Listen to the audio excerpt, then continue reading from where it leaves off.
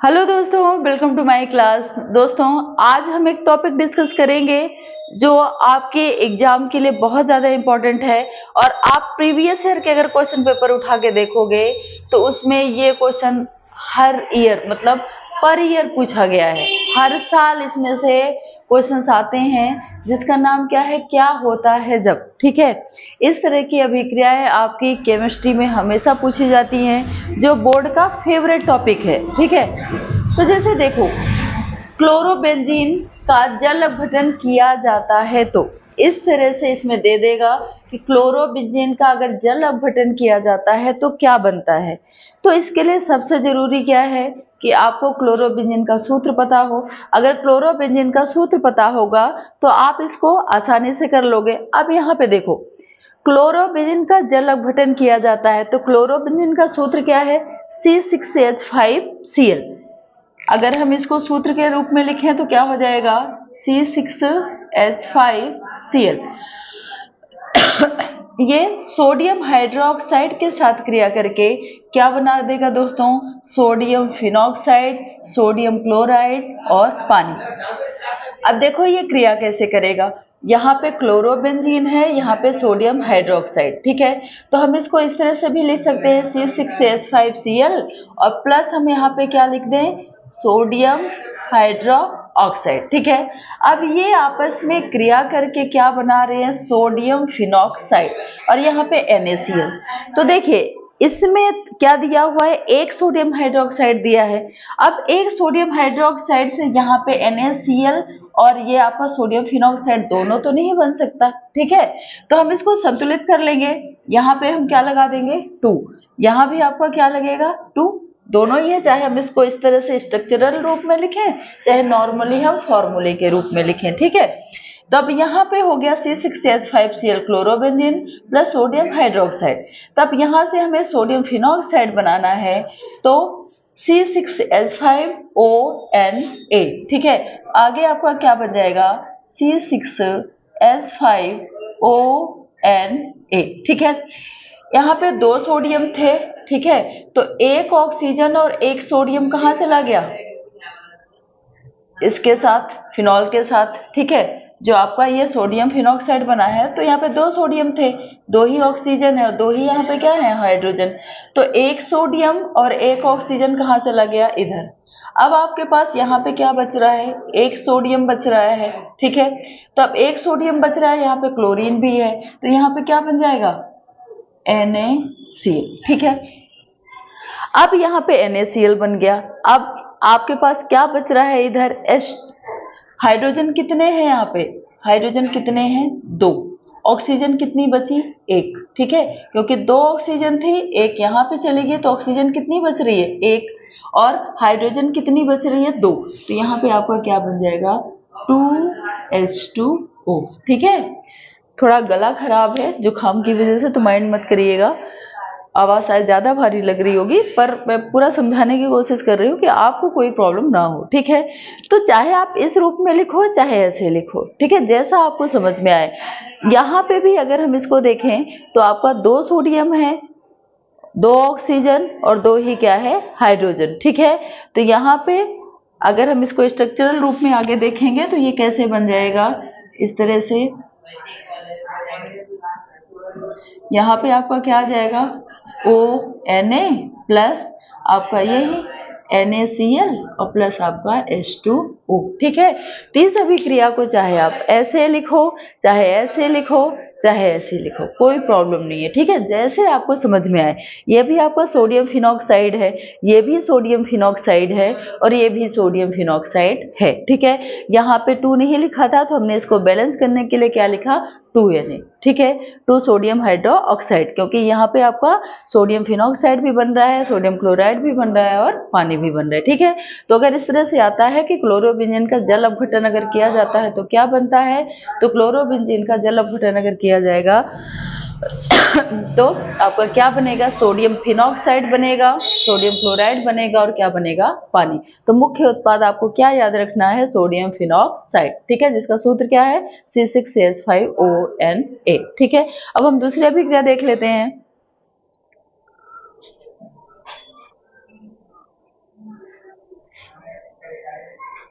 यहाँ पे देखिए शुष्क ईथर की उपस्थिति में ब्रोमोबेंजीन की अभिक्रिया मैग्नीशियम से होती है। तो अभी हमने क्या पढ़ा था, क्लोरोबेंजीन, ठीक है। अब हम यहाँ पे क्या पढ़ रहे हैं, ब्रोमोबेंजीन। क्लोरोबेंजीन का सूत्र क्या था, C6H5Cl, तो ब्रोमोबेंजीन क्या हो जाएगा, C6H5Br, ठीक है। तो यहाँ पे देखिए ब्रोमोबेंजीन की क्रिया मैग्नीशियम से होगी शुष्क ईथर की उपस्थिति में। तो देखिए इसमें आपको कुछ नहीं करना है, ये आपका सीधे सीधे क्या बन जाएगा, मैग्नीशियम आपका यहाँ चला जाएगा, ठीक है। तो आपका क्या बन जाएगा, फिनाइल मैग्नीशियम ब्रोमाइड। क्या बन जाएगा, फिनाइल मैग्नीशियम ब्रोमाइड। तो यह अभिक्रिया आसान है, ज्यादा हार्ड नहीं है ये।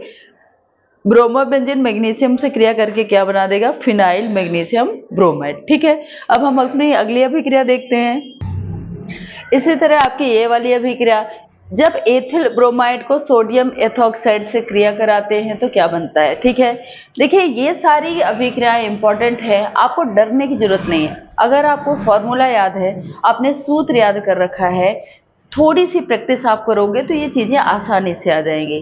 केमिस्ट्री में घबराना नहीं है, प्रैक्टिस करनी है, ठीक है।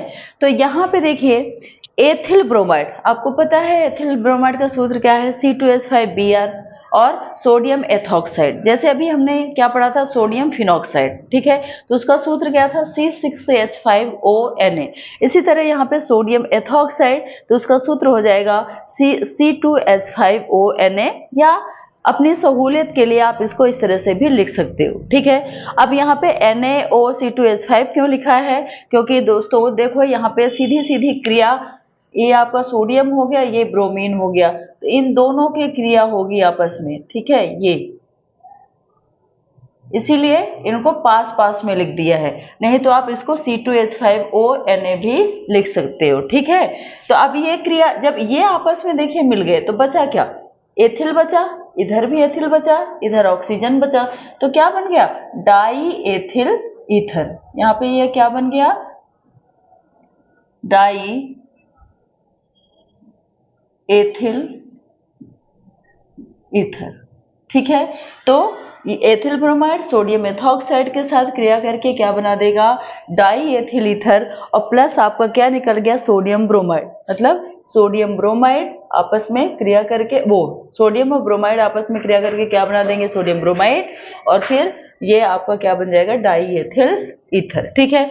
इसी तरह से हम इसको देखते हैं, क्लोरोबेंजीन नाइट्रिक अम्ल से क्रिया करता है, ठीक है, क्लोरोबेंजीन नाइट्रिक अम्ल से। तो यहाँ पे देखिए क्लोरोबेंजीन का सूत्र क्या है, C6H5Cl, किससे क्रिया करता है, नाइट्रिक अम्ल से, ठीक है।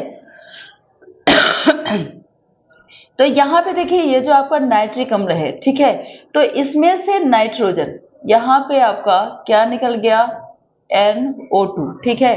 कहाँ पे पहुंचा, ये ऑर्थो जगह पे। आपको पता है ना कि बेंजीन की ये पोजीशन आपको क्या कहलाती है, ऑर्थो, ये क्या कहलाती है, मेटा, और ये आपका क्या कहलाता है, पैरा, ठीक है।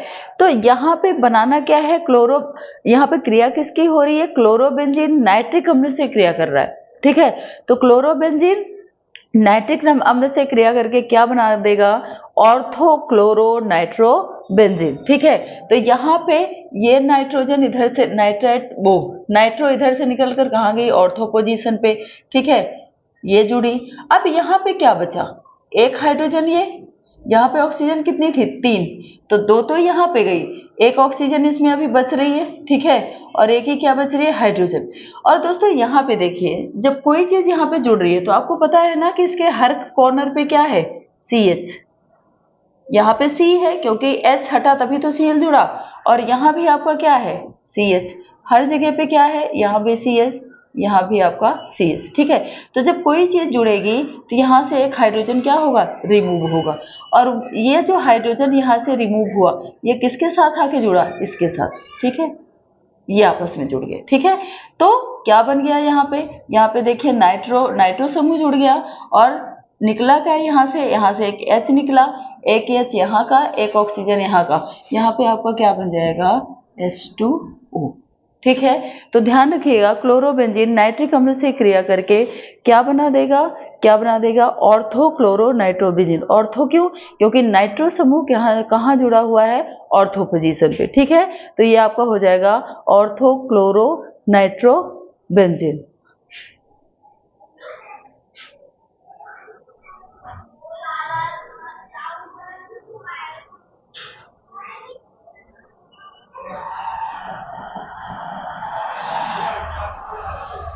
अब हम अगला देखेंगे, क्लोरोबेंजीन को जलीय सोडियम हाइड्रोक्साइड के साथ 623 केल्विन तथा 300 डिग्री वायुमंडलीय दाब पर गर्म करते हैं तो क्या बनता है। ठीक है, तो अब यहाँ पे देख लेते हैं। सबसे पहले क्लोरोबेंजीन किसके साथ क्रिया करेगा, सोडियम हाइड्रोक्साइड।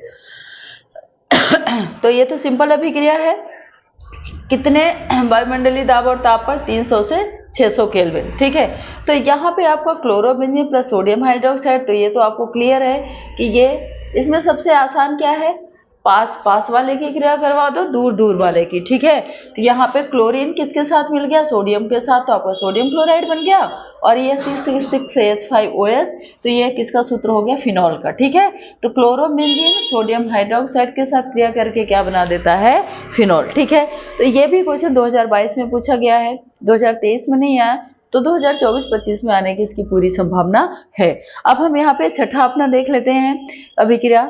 तो यहाँ पे देखिए आप, क्लोरोबेंजीन सल्फ्यूरिक अम्ल के साथ अभिक्रिया करता है तो। ठीक है, तो अगर आपने सल्फोनीकरण पढ़ा होगा, क्लोरोनीकरण पढ़ा होगा, तो ये चीजें आसानी से आ जाएंगी। ठीक है, तो क्लोरोबेंजीन का वही सूत्र है C6H5Cl, ये H2SO4 के साथ क्रिया करेगा। तो दोस्तों आपको पता है यहाँ से आपका क्या निकल जाएगा, -HSO4 HSO3। ठीक है, ये आपका सल्फोनिक निकल गया, और ये कहाँ जाके जुड़ जाएगा, ऑर्थो पोजीशन पे। ठीक है, तो जब ये ऑर्थो पोजीशन पे जुड़ा, तो यहाँ पे आपका क्या क्या बच गया, एक हाइड्रोजन यहाँ पे चली गई सल्फोन के साथ। ठीक है, तो यहाँ पे कितनी हाइड्रोजन बची, एक। अब यहाँ पे क्या, एक ऑक्सीजन बच रही है, क्योंकि एक 3 ऑक्सीजन यहाँ पे हो गई, यहाँ पे 4 थी, अब कितनी बची, 3। तो ये आपका क्या हो गया, SO3H, एक हाइड्रोजन यहाँ से निकली।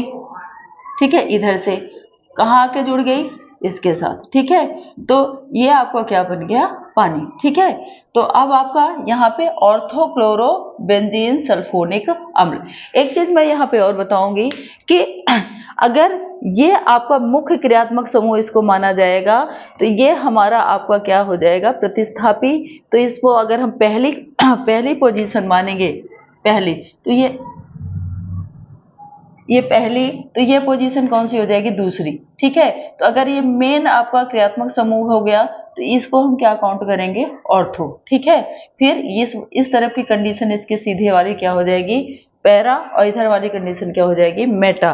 तो इसीलिए यहाँ पे ये क्या दिखा रहा है, ऑर्थोक्लोरोबेंजीन सल्फोनिक अम्ल। ठीक है, क्योंकि ऑर्थो जगह पे आपका क्या जुड़ा हुआ है, क्लोरीन। ठीक है, तो ये चीज समझिएगा, क्लोरोबेंजीन आपके H2SO4 के साथ क्रिया करके क्या बना देता है, ऑर्थोक्लोरोबेंजीन सल्फोनिक अम्ल। ठीक है, अब हम अपनी अगली अभिक्रिया देखते हैं। अब यहाँ पे देखिए, एथिल क्लोराइड को जलीय पोटेशियम हाइड्रोक्साइड के साथ गर्म किया जाता है तो। देखिए, इसमें हमने जो आपका हेलो एल्केन और हेलो एरिन वाला चैप्टर है, इसमें से बहुत सारी अभिक्रियाएं ली हैं, जो सभी के सभी बहुत ज़्यादा इंपॉर्टेंट है। ठीक है, आप थोड़ा सा कंफ्यूज होते हो कि कहाँ से क्या जुड़ गया है, कहाँ से किसकी अभिक्रिया हो गई है, तो हम इसको समझ लेते हैं। पर बच्चों, अगर आपको सूत्र याद है, ठीक है, सूत्र आपने याद कर रखा है, तो आपको फिर अभिक्रियाएं करने में कोई भी दिक्कत नहीं होगी। ठीक है, तो अभी भी टाइम है, अगर आपको सूत्र नहीं याद है तो सूत्र याद कर लो। देखो, हेलो एल्कीन है, हेलो एरेन है, एल्डिहाइड है, ईथर है, कीटोन है, यही तो चैप्टर है। ठीक है, इसी में से क्वेश्चंस बनने हैं, तो अगर इनके आप सूत्र याद कर लेते हो तो फिर आगे इसमें दिक्कत नहीं होगी। ठीक है, अब यहाँ पे देखिए, एथिल क्लोराइड को जलीय पोटेशियम हाइड्रोक्साइड के साथ गर्म किया जाता है। तो यहाँ पे देखिए, ethyl chloride CH3CH2Cl plus potassium hydroxide. ठीक है, अब यहाँ पे भी आप देख रहे हो, ये आपका पोटेशियम क्लोराइड निकल जाएगा, और ये किसके साथ जुड़े हैं, इसके साथ, तो क्या बन गया आपका एथेनॉल, और निकला क्या, प्लस आपका KCl। ठीक है, इसी तरह ये है ब्रोमोब्यूटेन, टू ब्रोमोब्यूटेन को एल्कोहलिक पोटेशियम हाइड्रोक्साइड के साथ गर्म करते हैं तो क्या होता है, ठीक है। तो यहाँ पे देखो वी हाइड्रो हैलोजनीकरण के फलस्वरूप ब्यूटेन 2 बनता है। तो वी हाइड्रो हैलोजनीकरण का मतलब क्या है कि हाइड्रोजन हटेगा और आपका क्या हैलोजन हटेगा और यहाँ पे कुछ और ही तत्व बन जाएगा, ठीक है। तो यहाँ पे देखिए वी हाइड्रो हैलोजनीकरण, हाइड्रोजन हटेगा हाइड्रोजन हटेगा, ठीक है। इसलिए इसको क्या बोलते हैं, वी हाइड्रो हैलोजनीकरण। अगर सिर्फ हाइड्रोजन हटता तो वी हाइड्रोजनीकरण, अगर हाइड्रोजन हटता तो वी हैलोजनीकरण, लेकिन यहाँ पे दोनों ही हटेंगे, ठीक है। हमने क्या लिया, टू ब्रोमोब्यूटेन। टू ब्रोमोब्यूटेन मतलब यहाँ से हम काउंटिंग करेंगे 1 2 3, ठीक है। तो ये क्या हो गया, टू ब्रोमो, पूरी श्रृंखला किसकी है, ब्यूटेन की, 1 2 3 4। तो टू ब्रोमो ब्यूटेन किसके साथ, पोटेशियम हाइड्रोक्साइड, ठीक है। तो यहाँ पे इसने देखिए इसीलिए इसने इसको अलग से लिख दिया है, ठीक है। वैसे ये कैसे लिख देता, CH3 CH2 CHBr CH3। इसको क्रिया करवानी थी किसके साथ, ब्रोमीन के साथ, इसीलिए इसने सिंगल बॉन्ड लगा के इनको नीचे लिख दिया। तो अब ये दोनों यहाँ से क्या हो जाएंगे, निकल जाएंगे, ठीक है। अब ये निकल जाएंगे तो बचा क्या, यहाँ पे क्या आ जाएगा, CH3 CH, यहाँ से हाइड्रोजन निकल गया। अब इनके बीच क्या लगेगा, डबल बॉन्ड, क्योंकि यहाँ पे 4 5 6 7 8 ये बॉन्ड हट जाएगा तो इसका एक इलेक्ट्रॉन हट जाएगा, तो यहाँ पे क्या लगाना पड़ेगा हमें, डबल बॉन्ड। फिर यहाँ पे क्या हो जाएगा, CH और आपका क्या आ जाएगा, CH3, जो किसका सूत्र है, ब्यूटीन 2। अब इसको ब्यूटीन 2 क्यों बोलेंगे, क्योंकि आपको पता है कि यहाँ से 1 2 3 4, चाहे हम इधर से काउंटिंग करें इधर से काउंटिंग करें, दोनों ही काउंटिंग में आपका जो ये है इन है वो दूसरे नंबर पे पड़ रहा है, ठीक है। तो हम इसको क्या बोलेंगे, 2 ब्यूटीन, ठीक है। 2 ब्यूटीन बन गया, निकला क्या, प्लस हाइड्रोजन ब्रोमाइड, ठीक है। और हाँ एक चीज और, यहाँ पे हाइड्रोजन ब्रोमाइड तो आपका निकल गया, जस्ट मिनट सॉरी दोस्तों, यहाँ पे आपका हाइड्रोजन ब्रोमाइड नहीं, यहाँ पे आपका निकलेगा क्या, पोटेशियम ब्रोमाइड, ठीक है। और एक हाइड्रोजन किसके साथ मिलेगा, ये पानी के साथ, ये वाला, ठीक है। तो यहाँ पे ध्यान रखिएगा ये आपका पोटेशियम ब्रोमाइड बन गया ये, और ये आपका क्या बन गया, पानी। तो यहाँ पे आपका हो जाएगा KBr और प्लस यहाँ पे हो जाएगा आपका H2O। मतलब 2 ब्रोमोब्यूटेन को पोटेशियम हाइड्रोक्साइड के साथ गर्म करते हैं तो क्या बनता है, 2 ब्यूटेन पोटेशियम ब्रोमाइड और प्लस आपका H2O, ठीक है।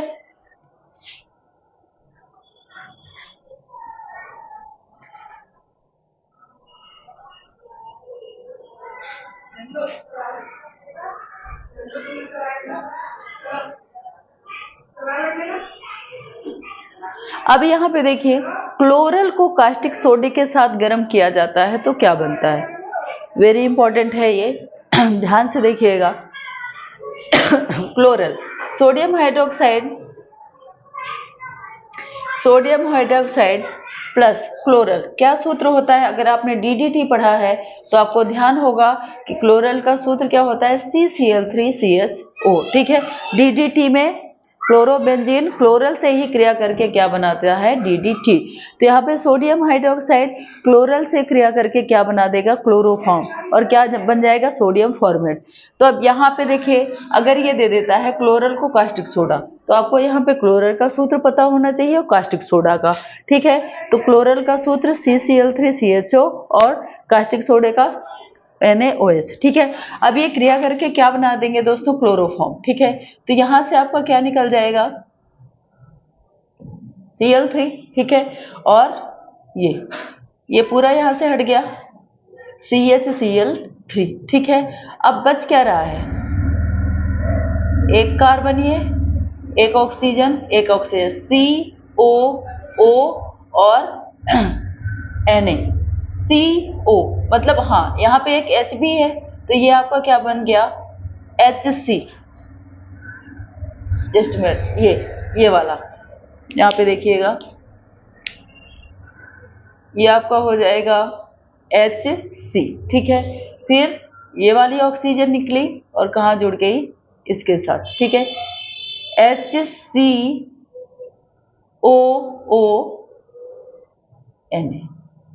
ठीक है। ये आपका अलग हो गया बीच वाला, क्या बना दिया, क्लोरोफॉर्म। फिर यहां से क्या अलग हुआ, क्या अलग हो रहा है, HCOONA, जो किसका सूत्र होता है, सोडियम फॉर्मेट का, ठीक है। तो इस तरह से थोड़ा सा ट्रिक, थोड़ा सा लॉजिक लगा के इनको हम क्लियर करेंगे। अब अगला इसी तरह से हम देख लेते हैं, ये लास्ट है, आप ज़्यादा बोर मत होइएगा। लेकिन देखिए ऐसा है ना कि अब हमारा एग्जाम बहुत ज़्यादा नज़दीक है, तो हमें ये चीज़ें क्लियर होनी चाहिए। बच्चों को कन्फ्यूजन बहुत हो जाता है छोटी छोटी चीज़ों में, फिर वो सारा भूलने लगते हैं। तो आपको ये पता होना चाहिए कि यहाँ पे कौन सी अभिक्रिया में ये किसके साथ कौन सा परमाणु, कौन सा तत्व मिल रहा है, ठीक है। तो यहाँ पे देखिए क्लोरोफॉर्म एसीटोन के साथ क्रिया करता है, तो आपको पता है क्लोरोफॉर्म का सूत्र क्या होता है, CH_Cl3, और एसीटोन का क्या होता है, CH3COCH3, ठीक है। इसमें कुछ नहीं करना है, ये सारे आपस में मिल जाएंगे, ठीक है। तो यहाँ पे CH3 CH3, ये CH3, ठीक है, CH3 ये हो गया, और फिर आपका CCl3, ठीक है। तो ये आपका क्या आ गया, CCl3, ठीक है। अब आपका क्या बच रहा है, ये देखिए, ये निकल गया, ये निकल गया, और यहाँ से ये निकल गया। तो अब आपके पास बच क्या रहा है, बच रहा है आपके पास ये C। तो C कहाँ पे है, ये। अब क्या बचा, OH, तो OH यहाँ पे लग गया, तो इसने सबको जोड़ दिया, CH3 CCl3, बीच सेंटर में C, और आपका क्या यहाँ पे क्या आ जाएगा, OH।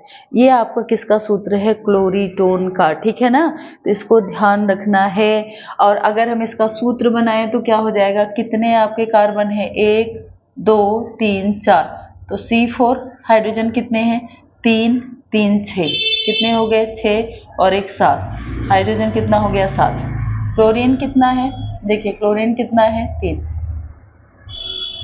ठीक है। अब आपका यहाँ पे क्या है, एक ऑक्सीजन है, ठीक है, C4H7Cl3O, ठीक है। तो मतलब इसमें ये सब परमाणु मिलकर क्या बनाए हैं, क्लोरीटोन, ठीक है। तो ये चीजें आई होप आपको क्लियर हो गई होंगी।